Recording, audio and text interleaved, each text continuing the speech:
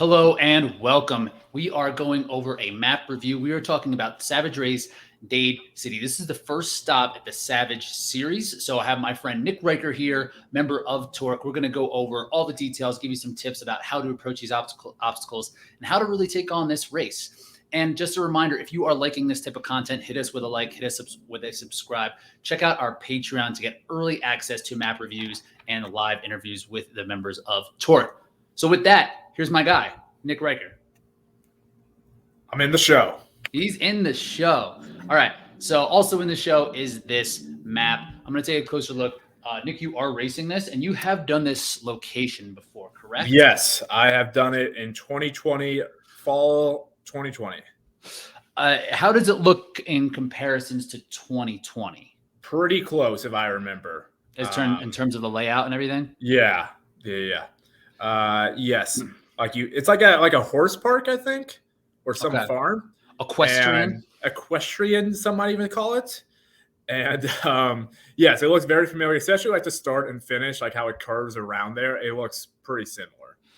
From just like a glance at it, I, full disclosure, have never run a Savage race. I've taken a look at some of these maps, and sometimes they can get a little bit gauntlet-y, which I don't necessarily like. I understand that sometimes there needs to be like a gauntlet in the middle and at the end, just from straight up logistics standpoint. But this map looks pretty good. It looks like it's spread out pretty well. Yeah, I like when there is, personally as a runner, I like to have unbroken stretches of running, but I don't like the gauntlet pieces. To me, when there's like an obstacle every quarter mile, every 200 meters or something like that, that seems to like make for a better race. So we're looking like it's going to be that way. So let's just get started at the start area here. So it looks like you're going to come out and do a hard turn, almost a 180-degree turn and kind of around the start. So yeah, it's like a fence, like where they would keep inside like the equestrian park. You run on the outside. It's very nice grass. Some of the best grass I've ever ran on for a race, honestly. It'll probably be mowed down.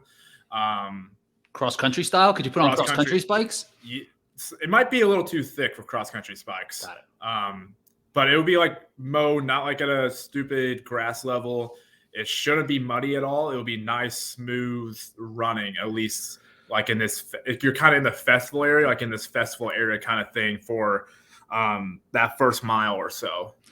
So it's going to be fast. Yes. Yeah. So just looking at it, it is going to be very fast. And this is the difference between the Blitz and the regular race. Like the Blitz heads out straight, but with the Savage race, it bends 180 degrees basically before you get right up to a low crawl. Yes. Which is pretty soon into the race. I'll tell you what this looks like. Maybe 0.35, maybe 1,000 meters in or something like that. A low crawl, that's not a barbed wire crawl, right? Is it? Yeah, they don't have barbed wire at Savage anymore. It would just be wires without the barbed wire, I guess, without what that would cut you. So it would just be a low crawl. Isn't that what back scratcher is though? Ooh, no, that's not back scratcher. I don't believe has. It could. Do they have a picture of it? No, back scratcher is just walls. Oh, I see. Yeah. So this is just going to be somewhat of a barbed wire crawl. And then scorn hole, is that one? That's like the corn hole where you have like a 10-pound, whatever weight it is, and you wall ball and you got to throw it up and hit it, get in the hole. Is there potential for bottleneck at scorn hole this early in a race? It could be. I don't know how many they usually have. Five places you can do it, maybe more. Really? So that seems pretty early for something like that. Yeah. So it might actually be like over a half a mile into the race, but still not very many people are taking multiple attempts at scorn hole. You definitely can, but it's usually like a one and done obstacle. For sure. But just like if 10 people get there at the same time, like right. That's a thing. So would you say, and this is going to be a very competitive race.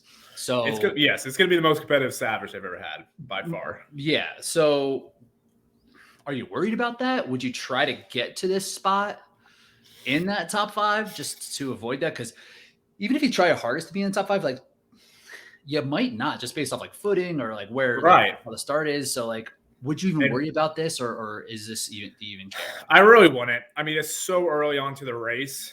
I mean, if you have to wait a couple seconds, and if you're not going to catch somebody, this is how I kind of look. Like, it's so early on the race, and they get like 2 seconds ahead of you because they got there, and you had to wait a couple seconds, and you're never able to catch back up, and they beat you by like a minute. You probably weren't going to beat them anyways. That's a good point.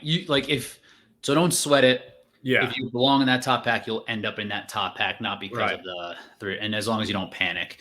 So coming out of that into ramp wall, that's again just a wall. A wall, right? Yes. Mm-hmm. And that's about the first mile. So I'm expecting this to be pretty fast for that first mile. It's gonna be very fast because it's not going to be muddy at all.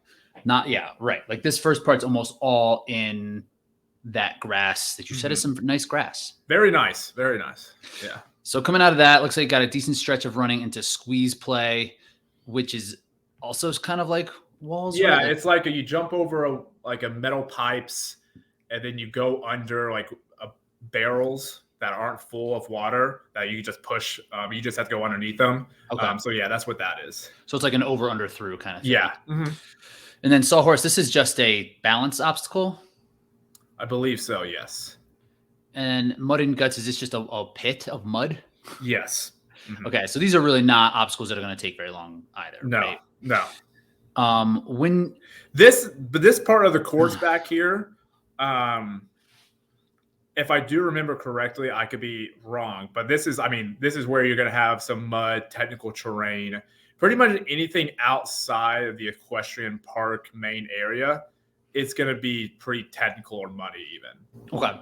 So pretty much all and that's only going to be for the Savage race. So only the blue part of the course is going to be technical. When we get back in on like the Blitz part, it looks like that's going to be pretty good running, but pretty obstacle dense. So if you are someone who excels at the technical running, this might be a good, like if you were like a Logan Broadbent, right, who likes this type of nasty terrain, would you say that this would be a good place to kind of push into it? Or on the other side, if you're more of a flat groomed runner, would you just kind of maintain position, or is it too early to even worry about it at all?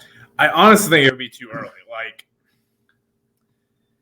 here's the thing with Savage. Like, if you can't do their rig, so they're going to have 2 Savage rigs, you can't really be like, it doesn't matter. So if you're one of those people that are bad at ops, like you don't know if you have like a lot of confidence in getting through that rig, you might want to go ahead and push it so you can maybe try a couple times, work your arms out, really take your time through it. But I honestly wouldn't. This race is going to be really competitive with a lot of fast people. I wouldn't try to burn myself up just going through this muddy section because it's still going to be 45-minute race, 50-minute race is a 10K. Like, that's a long time to go out early. That's a good point, right? Like, this is an obstacle race, and like where they've made the obstacles very difficult and like more important than even the running part. So it's not that important to go crazy this early. So we'll just get past the window walls and over unders. Sawtooth is going to be the first real grip obstacle. Yep. Which is just monkey bars that go up and down. Up and down. Yep. Mm-hmm. But they're long. It's very long. Yeah, it's very long. Probably be over water. Is what it looks like. So you just got to get through it.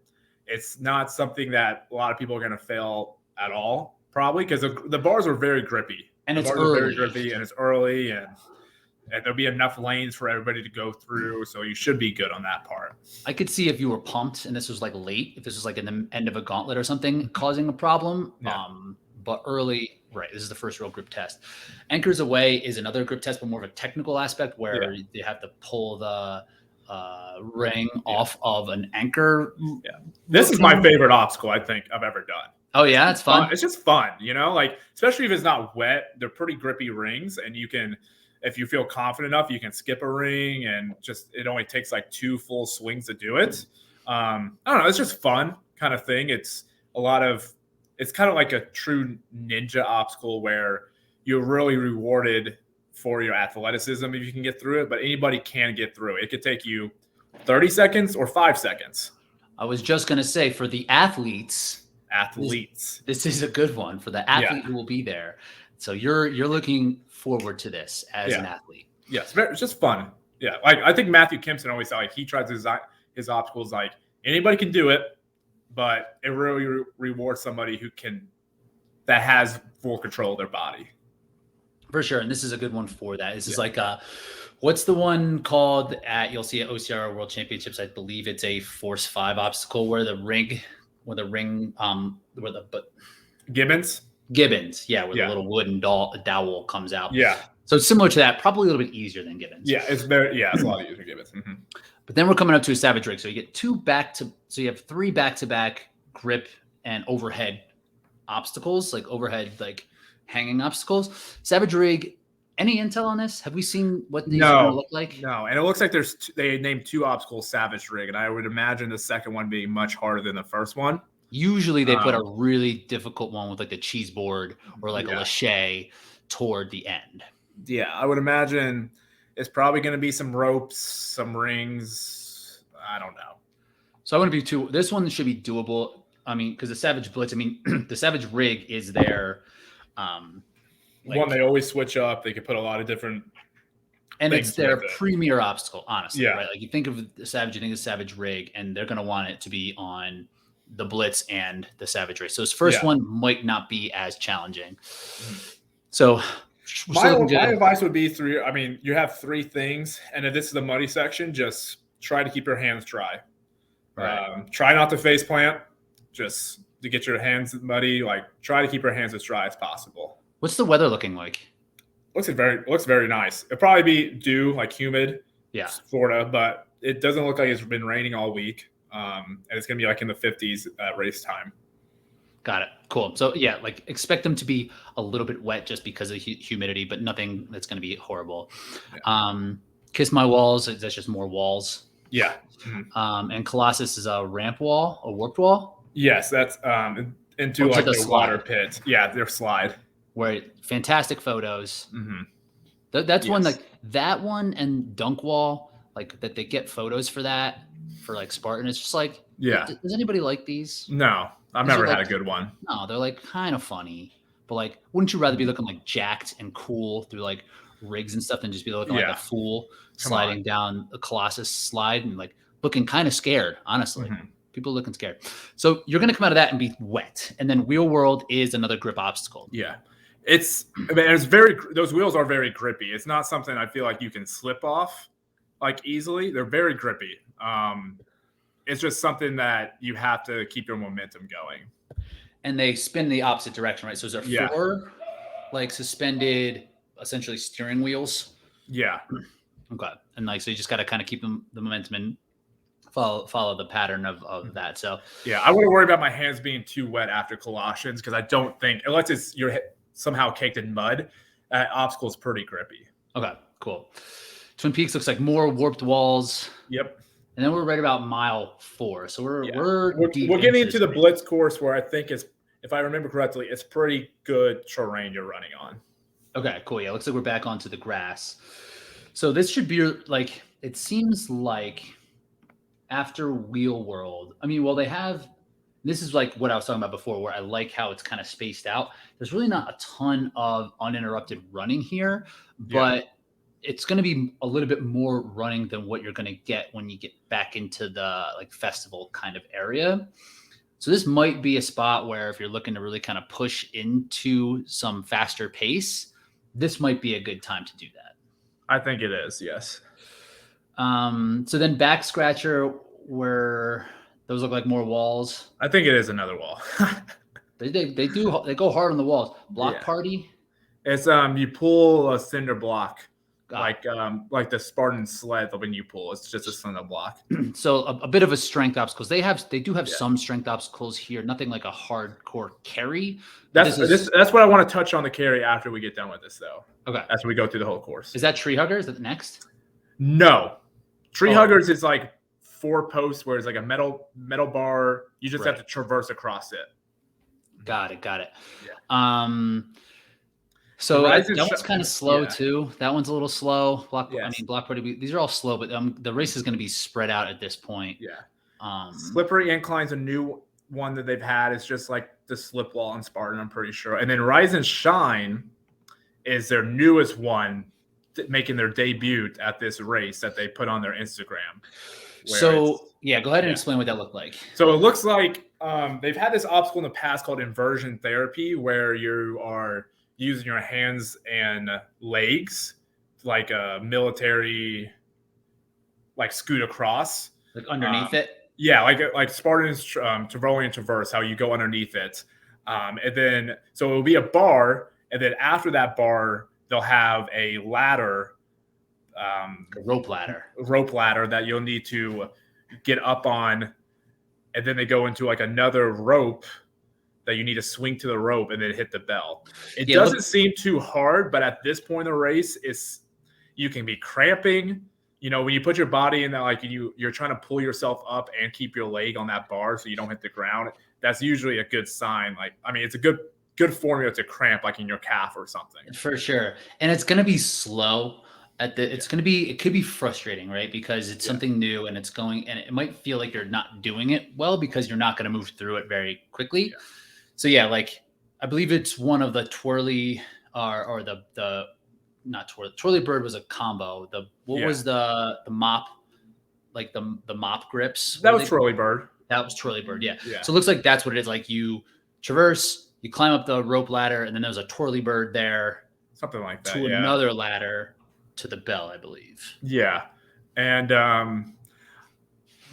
the point out here, just trying to use your feet on the ladder. Try to get your feet up in there. Don't try to use your grip, because the next you'll have the Savage rig to finish with, and that will be a lot of your grip.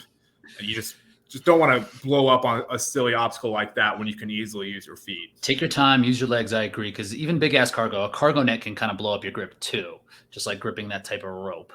Yes.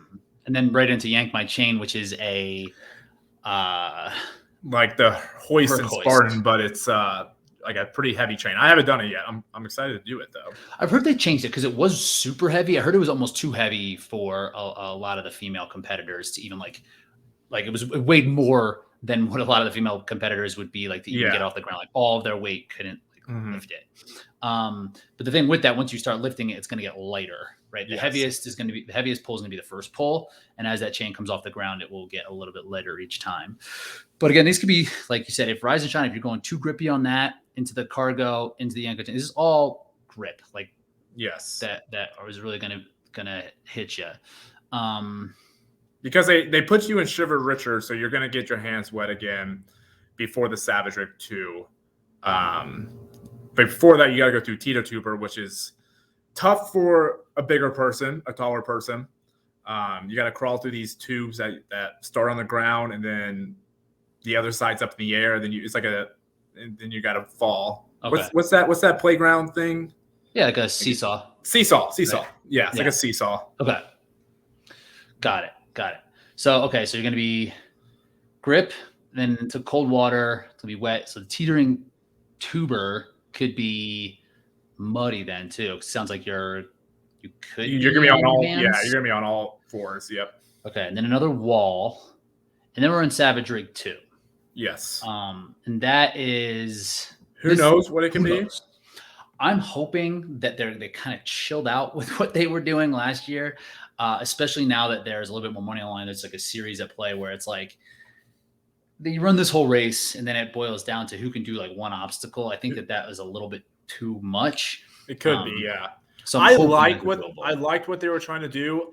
I don't care if it's hard. Like, I'll do it, and I think I'll be fine. But I can see it would be very frustrating for, like, yes, I think Lee, the course designer, great guy. I think he says he'll never design an obstacle that he can't do, which is a good thing. But at the end of the day, like, he just didn't run a whole 10K and then try to do this obstacle. Yeah. You know, like, that's where it gets tricky. I think anybody could do that obstacle. Probably anybody in the sport that's like elite could do it fresh without running a 10K, without doing any other obstacles. I think that's where it kind of got it danced on that line. Like, is it too hard or is it not too hard? Then should it be earlier? Like, should it be at the very end of this race, right? Like, so I mean, I'm sure there will be position changes, as that is a good thing, but like when it's someone who comes back from being in 10th place to finish second, like, is that something that we want here? Is this Ninja Warrior, or is this a race. So we'll see what it is. Like, there could be cheese board. There's been laches in the past. There's been like ropes. The one that you failed out last year, where it was like this hanging rope where you kind of like turn around and kind of traverse around it on top of it. So a lot of tricky stuff, or like the rings that were like uneven, right? Where they were attached to each other. They drop down. Yeah. So there's a lot of things to consider here that we don't know what it's going to look like. Pedal to the metal. This is an interesting spot for this, because this is something that can kind of change the course of the race in the middle. At this point, do you see it playing much of a, like, what do you think about this obstacle here? It's at an interesting spot because it depends how hard that rig is. I did this in 2020. A lot of us got through the rig. It was a very hard rig, but we all got through it. And Air Force Kid caught me on it, and we went to pedal to metal. And pedal to metal was the obstacle right before the finish line. It was pedal to metal at a 100-yard run. And that was actually kind of interesting when you have a race, because it burns if you're doing it like hard like that. It's not. This time you're not doing pedal to metal and then it's a finish. It looks like you still have a little ways to go with a couple obstacles, but yeah. I mean, this is the last obstacle. I don't know what Mega is. Not for sure what Mega is, the obstacle, but this is the last obstacle you can really make up, like actually like pass somebody on. You can before the finish line, which is kind of cool, right? It's like not that cool of an obstacle visually, and it's so much different than anything else you've done the entire time. But it's something that can change the outcome. You can make moves if you know how to do this more, or if you have a little bit more juice left.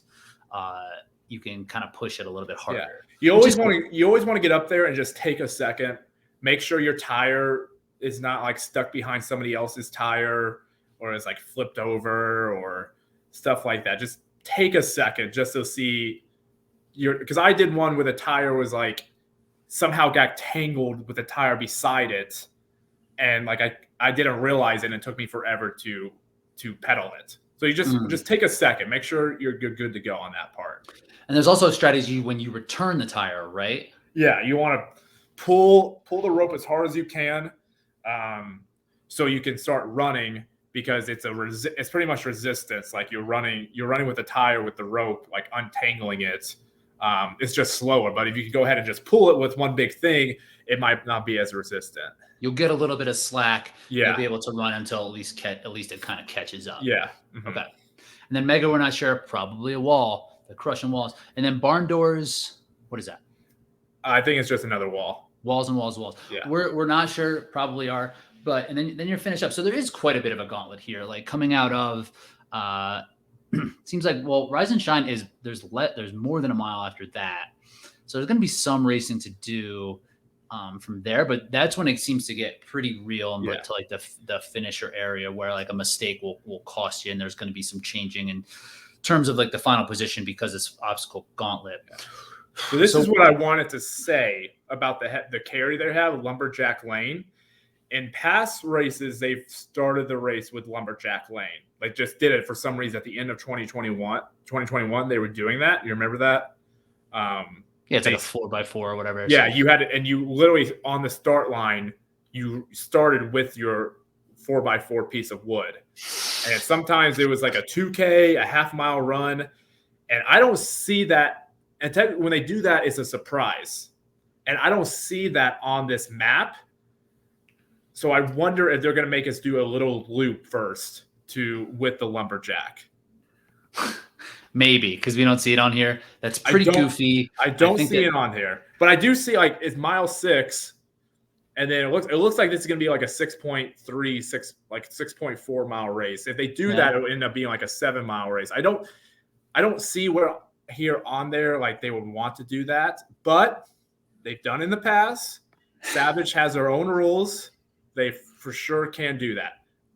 And this is the first time they've actually put a competitive series in place, right? Like, so we know from Spartan that if you're going to go to the World Championships, there's going to be a double sandbag, probably double sandbag, or like multiple sandbags. They had 2 spear throws one year, like stuff they'll just kind of break out. And like at a national series race in the past, like you'd see the tire flip, you'd like kind of guarantee that type of stuff. You know, like there would be harder obstacles at the premier events.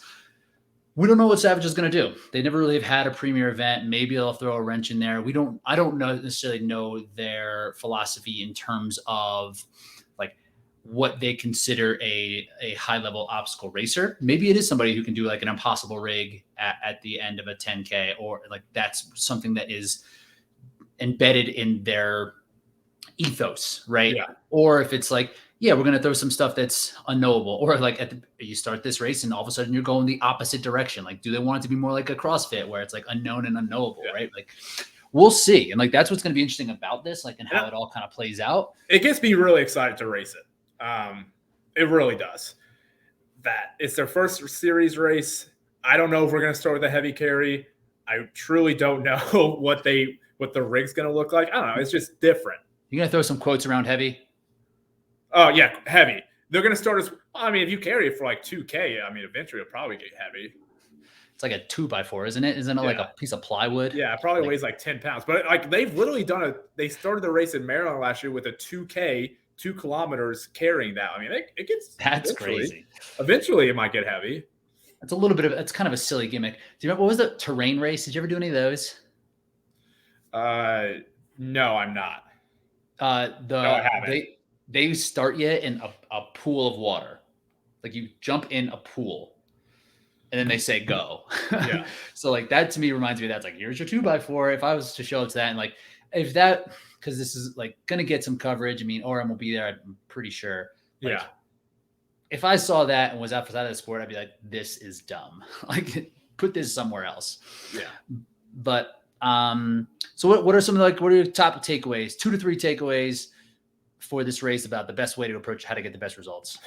You know, we have this thing in the obstacle racing world that you want to go out as fast as possible to get away. I understand that. It's just going to be a lot of good people here. I don't know. Me personally, I'm not trying to be a hero. I know what people think. I might try. I go out hard sometimes, but I'm really not trying to be a hero. You're 26 now. You're not 23 anymore. Yeah.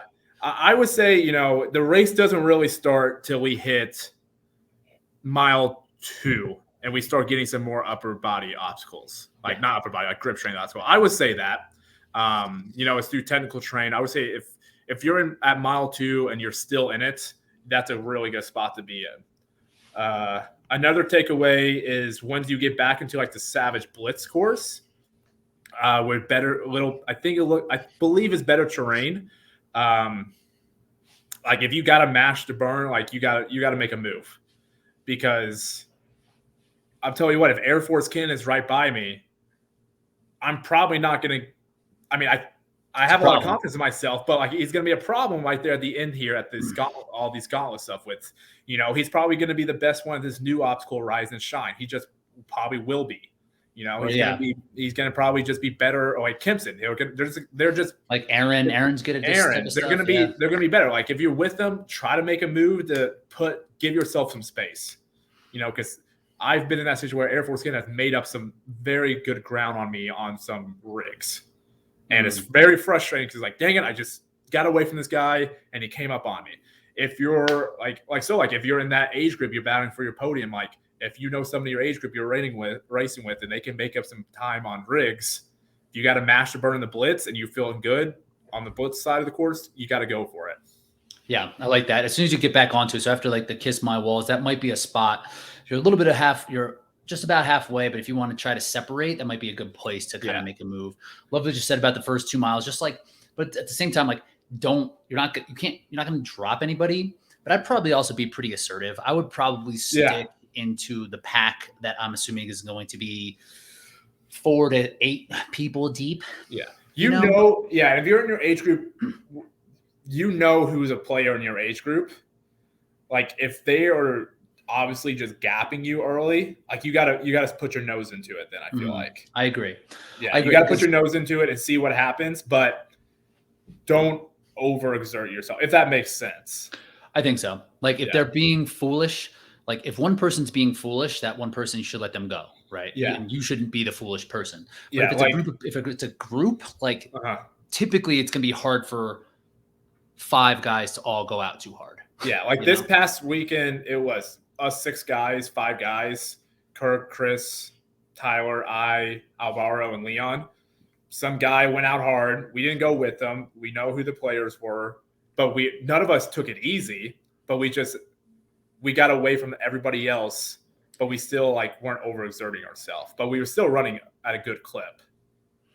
Yeah. So that's most likely what would happen, right? If someone goes out crazy, that person will go out and we'll see if they can hang on if they're the fittest that day. If it's a Sean Roberts character who might be super fit and is just let me just get away from everybody, then you can't do anything about that. Yeah. And but out of those 5 guys we had at Jacksonville, if one of us would have went hard out of it, say Kirk would have just asserted himself more, we would have went with them.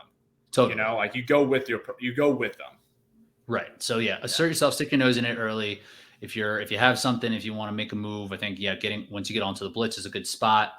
And then just taking your time, like you said, take your time through Rise and Shine, take your time through all of those. Cause the Savage Rig, you gotta get it. Take a second on that Savage Rig, take a second, take a couple seconds, really know what you do. Cause your best shot at passing it is your first time. That's where we're going to have the most grip. Mm-hmm. If you do it multiple times, we've seen in the past, your grip just slowly goes away. Mm-hmm.